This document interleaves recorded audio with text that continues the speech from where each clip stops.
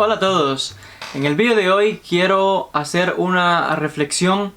Realmente estaba hace unos días escuchando a dos de los más grandes intelectuales del momento, realmente profesores de filosofía y profesores de psicología, explicando acerca de la importancia, de la necesidad de que el ser humano tenga una creencia, de que el ser humano crea en un creador, en Dios. Y cuando preparaba el tema para esta reflexión, realmente me debatí en cuanto a si ponerle como título la necesidad de creer en Dios, porque temía que quizás el utilizar la palabra Dios o creador pudiese realmente crear confusión entre los que están viendo este vídeo ahora mismo, y hago referencia entre una mala interpretación quizás y tomar todo desde un punto de vista estrictamente dogmático religioso, y no es el objetivo de este vídeo, y me voy a explicar qué es lo que quiero decir con esto, con esta reflexión o con estas palabras. Y mientras veía a estos grandes pensadores, hablaban acerca de cómo el mundo en el que estamos viviendo ahora cada vez es más popular, ¿no? De que la persona presuma de ser racionalista. Racionalista queriendo decir, llegando al punto de ateísmo, de no creer en nada, ni en nadie, ni en sí mismo.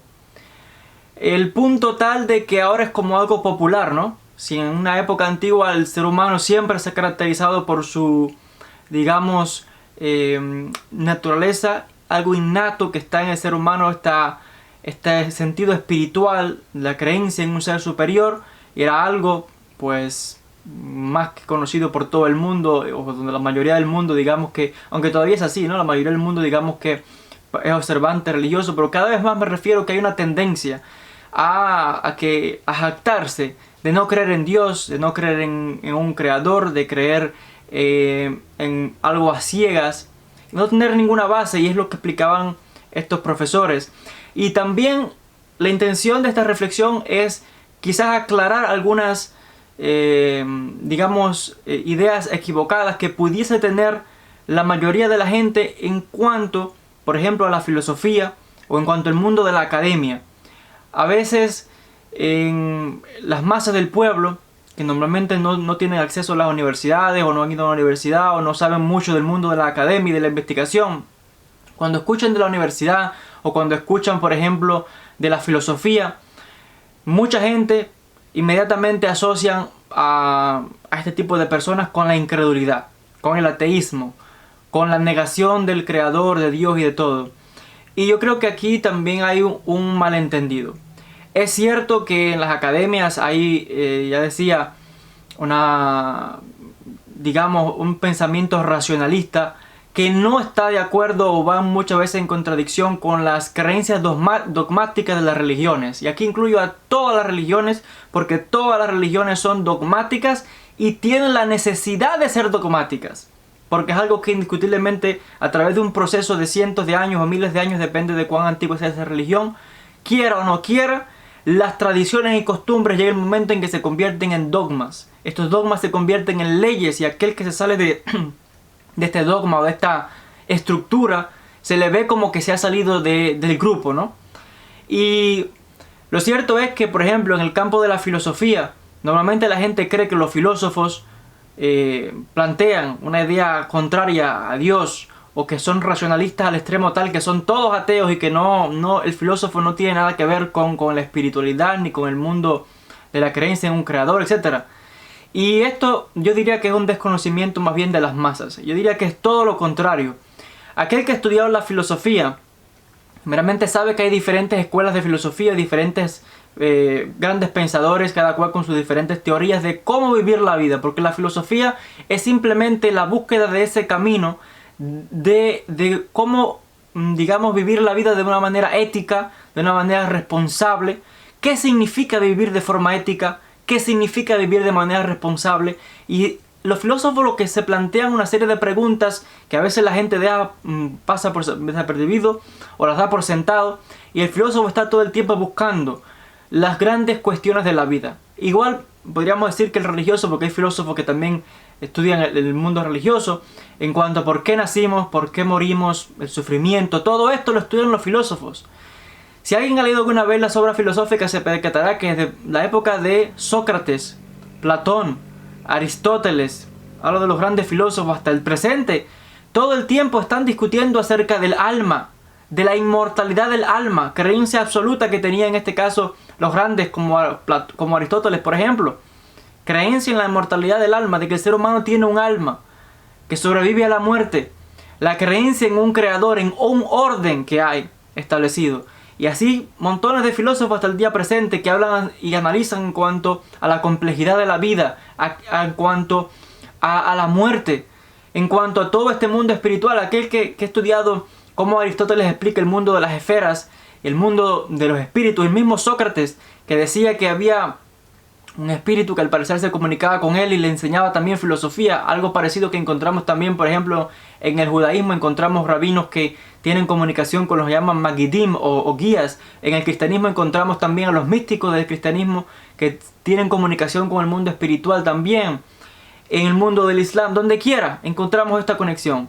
Lo que pasa es que en diferente cultura, en diferente tradición, pues los arquetipos son diferentes. Hay variación en cuanto a lo que significaría esto para un judío, por ejemplo, o lo que significaría esto para un cristiano, para un musulmán, o para un hinduista, o para un budista.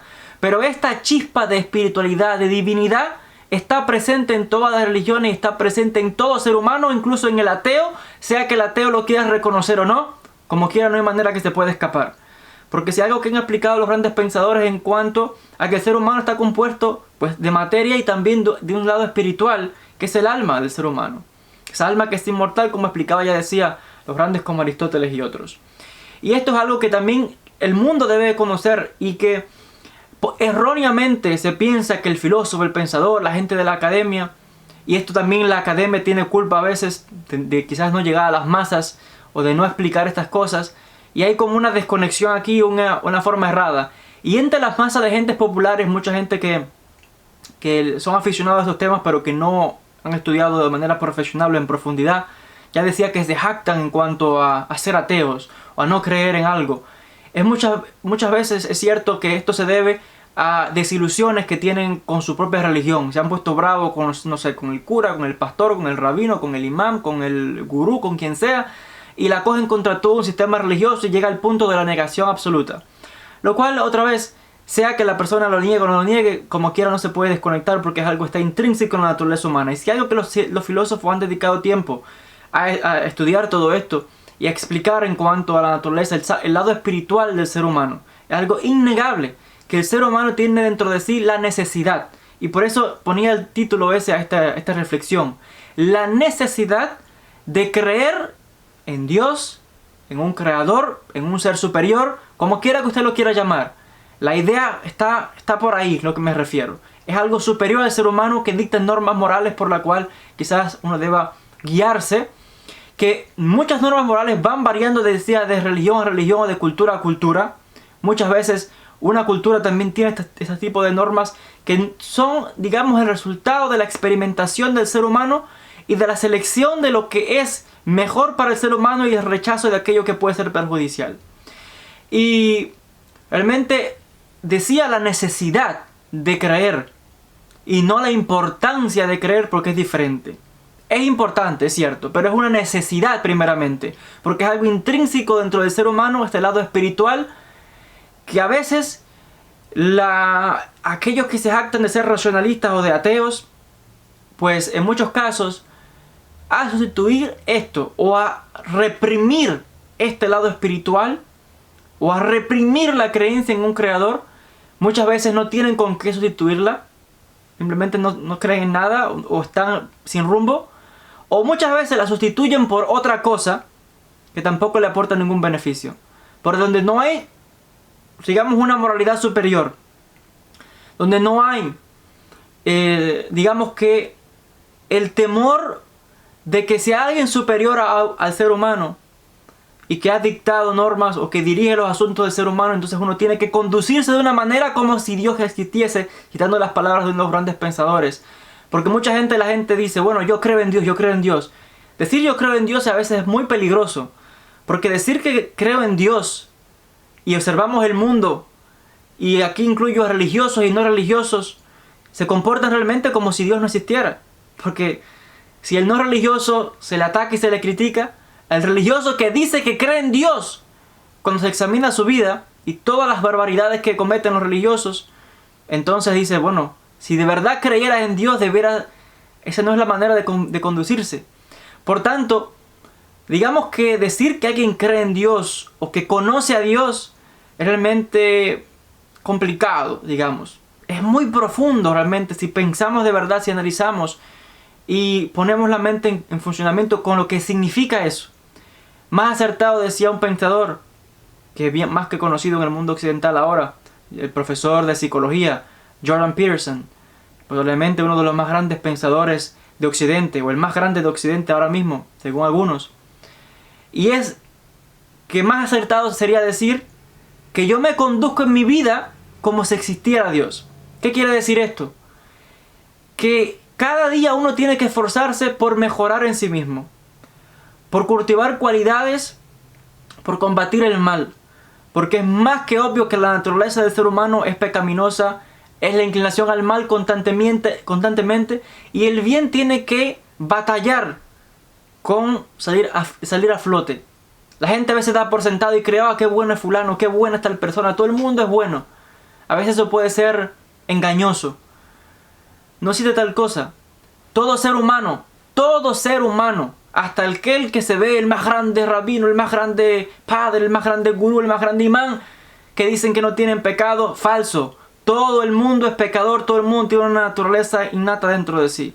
Lo que pasa es que llega el momento en que hay grandes personalidades que se refinan, que constantemente trabajan, que trabajan en sí mismos, que no dejan bajar la guardia y que han encontrado un propósito a su vida que incluye el perfeccionamiento individual y también ayudar a otras personas a encontrar este camino. Y yo diría que hay dos tipos de Dios o dos tipos de creencia en un creador o en un Dios superior, tal vez tres. Pero está el Dios que predican las religiones, que es el Dios dogmático. Es el Dios que predica toda religión, ya decía que es un dogma. Este es un Dios infantil. Y este Dios infantil es en el que creen las masas, la mayoría de la gente. Y me explico qué quiero decir con esto. Este es el Dios yo decía del dogma, porque el dogma es el resultado de la tradición, y que no es que la tradición sea mala, ni totalmente problemática, sino que es necesaria. La tradición en toda religión es necesaria, porque es la acumulación de la historia de una religión o de un pueblo o de una nación. Esa acumulación de historias, de experiencias, de refinamientos, muchas veces también tienen pautas erradas o que solamente funcionaban en diferente país o en diferente época, y a veces se quiere imponer en el tiempo presente en toda religión, y a veces esto es problemático. La tradición es necesaria, y es necesaria de hecho para las masas, para el vulgo. Pero este Dios infantil, digamos, esta palabra, que la tomo prestada también de otros grandes pensadores, ya digo que es necesario para las masas de la gente, porque no todas las masas de la gente, no todo el mundo es un académico, no todo el mundo es un gran erudito, o un gran rabino, o un gran místico. Y hay una diferencia entre este Dios que se predica o se enseña al pueblo y aquel que es el que cree, o aquel que de verdad conoce quizás el gran erudito, el gran rabí, decía, o incluso un gran sacerdote cristiano o musulmán, etc. Hay una diferencia aquí, porque aquel que es un gran erudito, un gran rabino, un gran sacerdote, etc., sabe perfectamente, porque ha estudiado por tanto tiempo y ha profundizado tanto en el concepto de la divinidad, sabe perfectamente dónde está el límite, y por eso es que la persona es capaz de establecer leyes para las masas.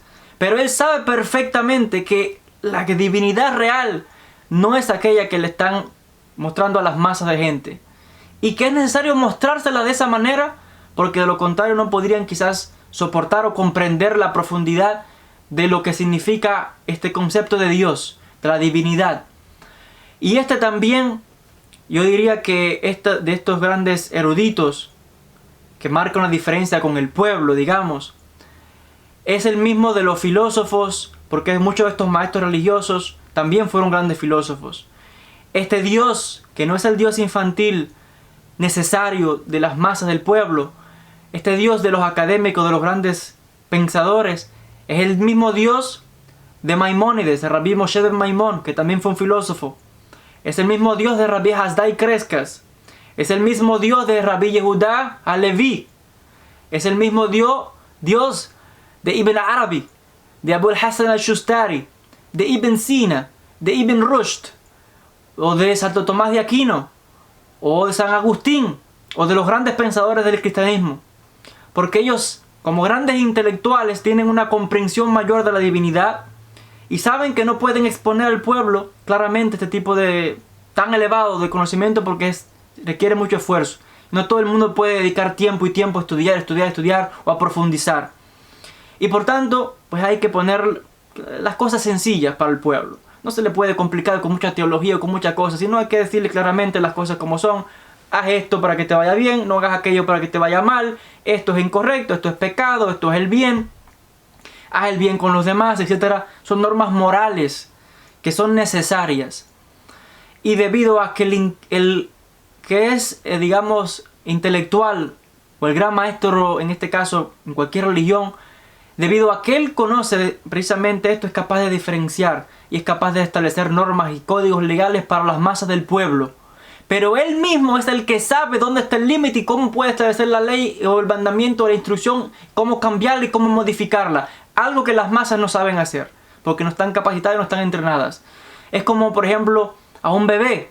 A un bebé no se le puede... requiere tiempo para que crezca, para que se eduque, para que coma incluso diferentes alimentos. Y por tanto a ese bebé no se le puede entrar de golpe a darle comida. Si lo que come son purecitos o sopitas o cosas así, no le puedes dar un bistec o algo fuerte o algo así, que poco a poco. Y lo mismo es en el crecimiento espiritual de los niños. Poco a poco se van educando en todo sentido. Así igual, las masas de la gente que se acostumbran a que escuchen de los grandes intelectuales o de los grandes rabinos o maestros, sacerdotes o imanes, a quien sea. Y aquí hay una tercera divinidad, y cuando digo diferentes tipos de dioses no me refiero a que haya muchos dioses, me refiero a un solo creador, pero que cada individuo lo puede ver de diferentes maneras y en diferentes escalas de acuerdo al nivel. Está el nivel de las masas, está el nivel del maestro y está el nivel del místico. El místico es aquel que tiene el nivel más alto de conexión con la divinidad, que conoce realmente la divinidad. El místico en todas las religiones, porque es muy interesante, y esto lo he estado comprobando yo estudiando en estos últimos tiempos, la mística judía, la mística musulmana, el sufismo y la mística del cristianismo, preservada principalmente por los monjes en los monasterios, en las montañas, como el monte Athos y otros lugares como estos, del mundo ortodoxo principalmente. Las místicas de todas estas religiones es interesante que están muy conectadas, y técnicamente los conceptos podrían ser, por ejemplo, los místicos cristianos del monte Athos, por ejemplo, en Grecia.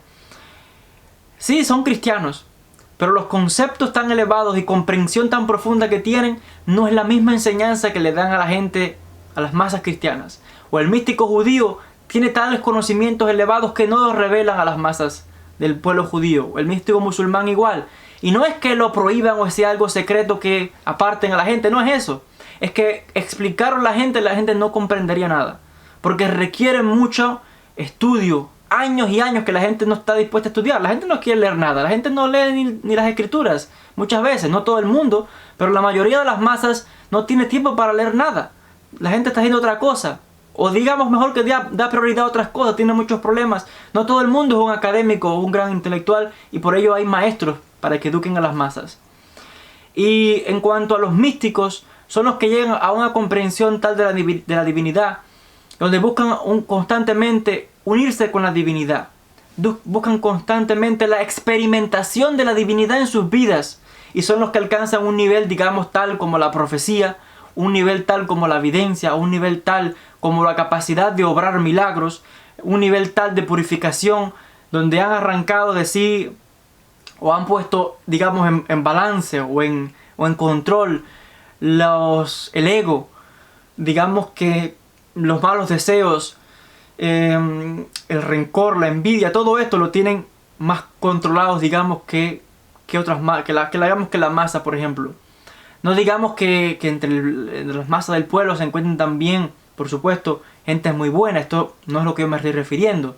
Me refiero que hay una serie de comprensión diferente, o de ver la divinidad, de experimentar la divinidad es diferente en todas estas etapas. Ya decía, las masas del pueblo, el maestro y los místicos en toda religión, que ya es el nivel más alto que se puede aspirar, de intentar estar en un constante satisfacción, alegría, amor, de regocijo con la divinidad constantemente. Es un éxtasis tal que es realmente lo que aspira constantemente el místico. Y vuelvo ahora al principio, como empecé la reflexión, de la necesidad del ser humano de creer. Digo otra vez, es importante, pero es necesario de que el ser humano pues crea en un Dios, en un creador. Y ya digo, hay diferentes religiones. Aquí no entro en las religiones dogmáticas, que cada cual predica su propia versión de Dios, y aquel que no cree en su propia versión lo condenan al infierno. O antes, cuando la religión estaba unida con el Estado, lo perseguían y lo mataban y acababan con todo el mundo, literalmente masacrando y acabando con todo el mundo. En todas las religiones observamos esto, en la antigüedad. Así que hoy ya no se hace porque la religión no tiene ese poder ya. Hay una influencia, pero no tanto. Y digamos que no me refiero a esta prédica que hacen las religiones de un Dios dogmático, de que si no crees en este Dios o en mi manera, pues ya estás condenado. Lo cual es digamos, este es el Dios infantil al que yo me refiero. Esta tontería de no saber de verdad lo que significa amar al prójimo, de que no es amarlo porque sea de mi propia raza o de mi propia religión. Amor al prójimo va más allá. Comprende amar a todo ser humano. No importa si yo soy judío, si soy musulmán, si soy cristiano, si soy hinduista, budista, no, lo que sea. Cuando uno sale a la calle, no anda preguntándole a nadie qué religión es o qué no es. Uno se comunica con todo el mundo igual.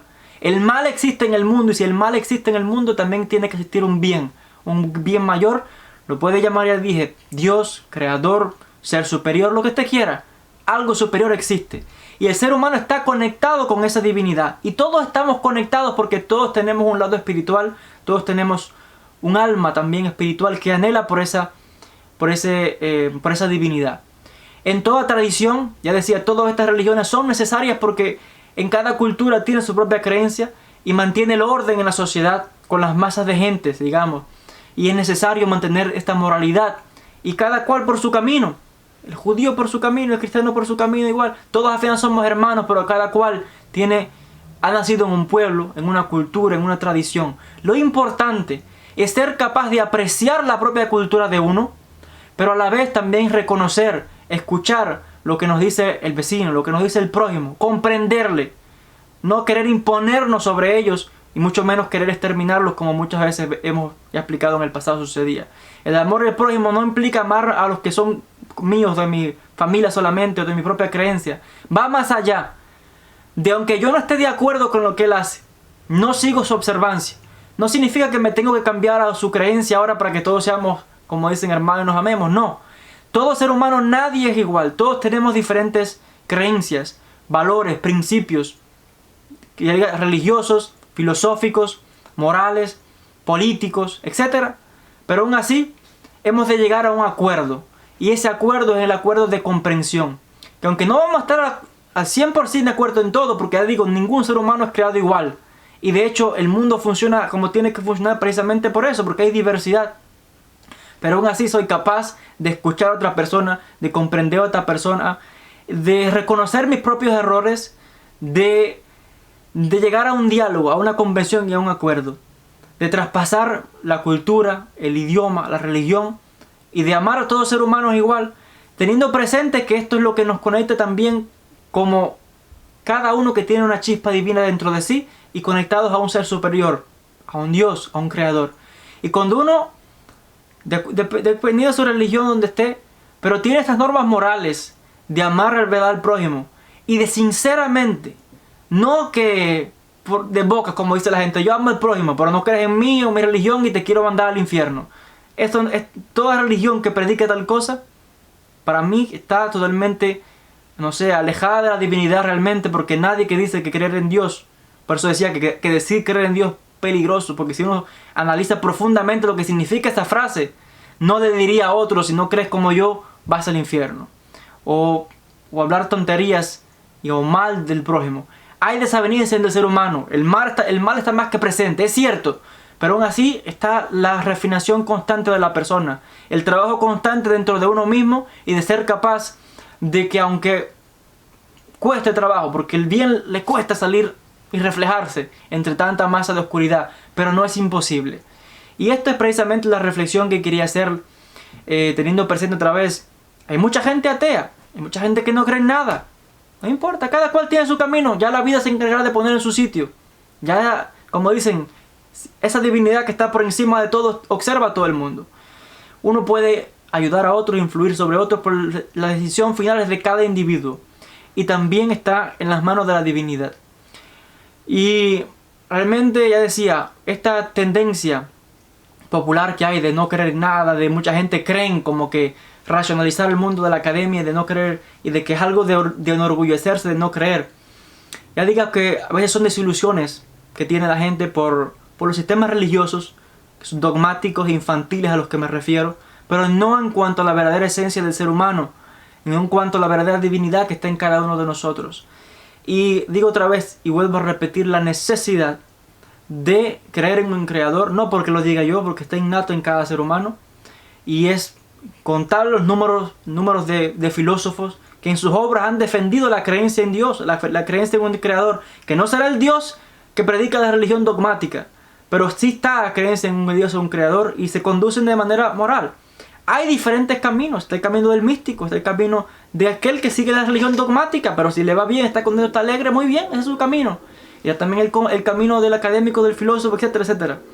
Entonces, es una reflexión que quería hacer a este respecto, después de haber escuchado precisamente esta conversación de estos grandes intelectuales, psicólogos, filósofos, etcétera, de la creencia en un creador y de conducirse, digamos, de una manera que uno sea consciente de que hay una divinidad, de que hay un creador, de profundizar en lo que significa esto, porque aquel que dice creo pero las obras reflejan otra cosa, entonces es la manera de que uno tiene que cada día mejorar como persona. Es un constante ascenso, crecimiento, no solamente espiritual, sino es un crecimiento moral, un crecimiento ético, un crecimiento en la vida, de cada día mejorar, de estudiar, de progresar, de comprender, de escuchar, aun cuando sea algo que yo no entienda o que sea de una cultura diferente, etcétera, etcétera. Hasta aquí entonces les quiero dejar con esta reflexión. Pues comenten al respecto si tienen algún punto de vista similar a lo que estoy diciendo, o si difieren también a lo que estoy diciendo y tienen otra opinión diferente, bienvenida sea también, porque eso es lo que nos hace también humanos, que tenemos opiniones diferentes, y muy bien, cada cual sigue su camino, y es lo más importante, conducirse de una manera honrada en la vida y siempre buscando el bien y combatir el lado negativo. Así que otra vez agradecidos por la atención y nos veremos en un próximo encuentro.